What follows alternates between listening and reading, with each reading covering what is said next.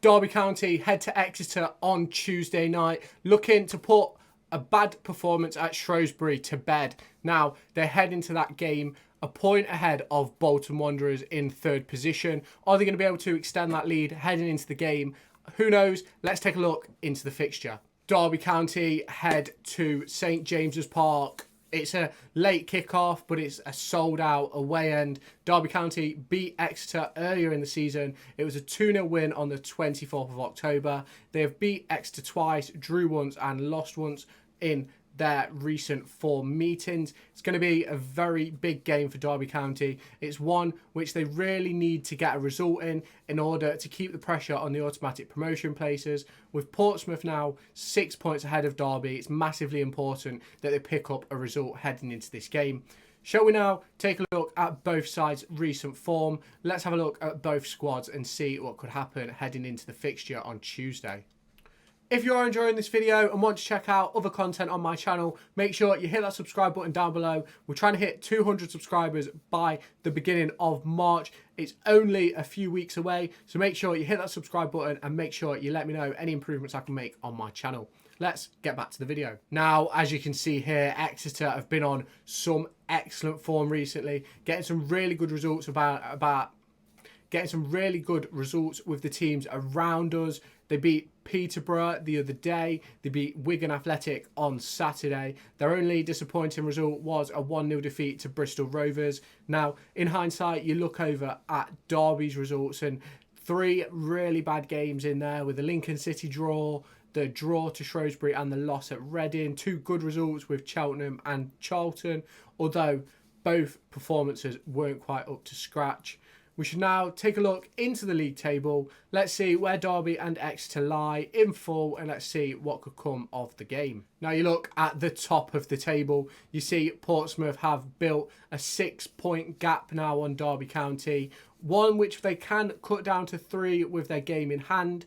But obviously games in hand aren't that simple. You see there's only a point between Bolton and Derby. Barnsley have also started to hit a bit of form with 1 loss in their previous 5, winning 3. They're on 56 points, just 4 points behind Derby with a game in hand. Now, obviously, Peterborough have lost 3 on the bounce. They haven't won in 4 games. So, Derby will be looking to add to their points tally and obviously build a gap to the team in 3rd place. Exeter's recent run of form has found them in 13th position. They've built up an 8-point gap from 21st place Port Vale, the relegation zone, but they're a big gap away from the playoffs, so I don't think they'll be looking at anything other than mid-table. But a couple of more good results and they could find themselves well within the mix. Obviously, that's something that Derby need to look out for, especially given Exeter's recent form. They're a very difficult team to play against and they can cause some real problems at their home ground.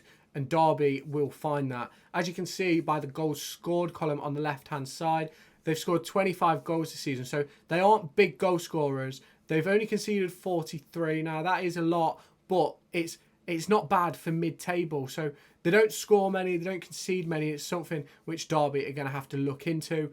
Obviously, they're going to have to find a way to beat Exeter City on Tuesday night. Let's now take a look at Exeter City's manager and their squad. Let's see if there's any familiar faces and who the danger men are to watch out for. Exeter City's manager is Gary Caldwell. He's managed 72 matches at the club, winning 24, drawing 14 and losing 34. He's been at Exeter now since around October 2022.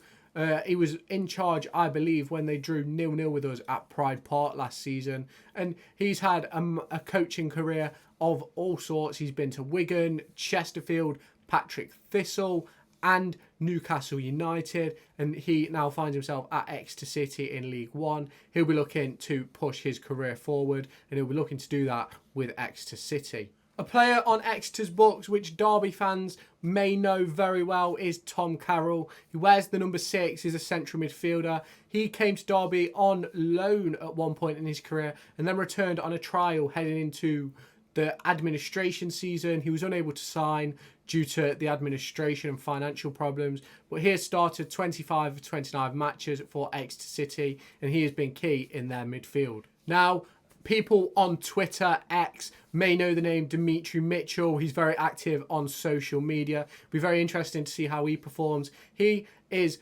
Exeter's top assister with 3. Now, as you can see, there's not many goals going around the squad. Their top goal scorer is Reece Cole with 4. Sonny Cox has 4 goals and assists together. So there's a few names to watch out for heading into this game.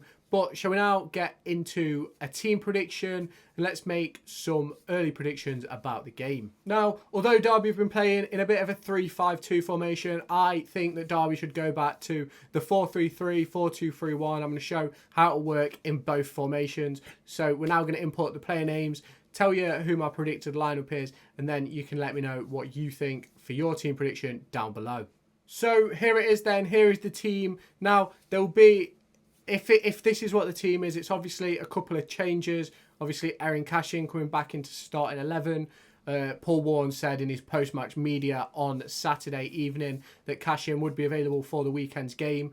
Obviously, Nathaniel Mendes-Lang staying out on the right-hand side, and Tom Barkhazen or even Kane Wilson, I'd be happy playing on the other side. And obviously, there's Corey Blackett-Taylor, but I don't think he'll get a start. I think having Ibu Adams in that sitting role, I think it frees up Max Bird and Conor Horahan to be a bit more expressive with the ball. I think Lewis Sibley has done really well at left back, so I think it's important to keep him there while he's performing. If in the end he doesn't start performing, then obviously we can replace him with Callum Elder, who's returning to fitness. You obviously got the options of Liam Thompson, Tyrese Forner and Corey Smith for midfield. And then obviously we don't have any options to replace James Collins up front.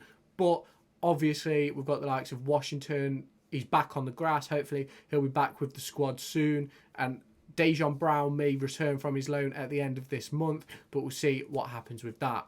So that is the preview of the Exeter game. Let me know what you think about the game heading into it. It's a long journey. If you go in, let me know down in the comments. Let me know how you're getting down there.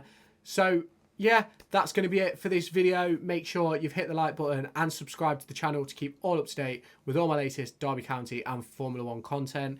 I am going to be doing a video about England's group in the Nations League and then making a prediction for my England squad heading in towards the end of the season. So keep your eyes peeled for that on the channel. And if you have enjoyed, make sure you have hit that like button. And I'll catch you in my next video. Make sure to go and find me on TikTok, pictured here, and Twitter, pictured here. These are the places where I'll keep you all up to date with all my upcoming videos and my thoughts and feelings around the Formula 1 and football weekend.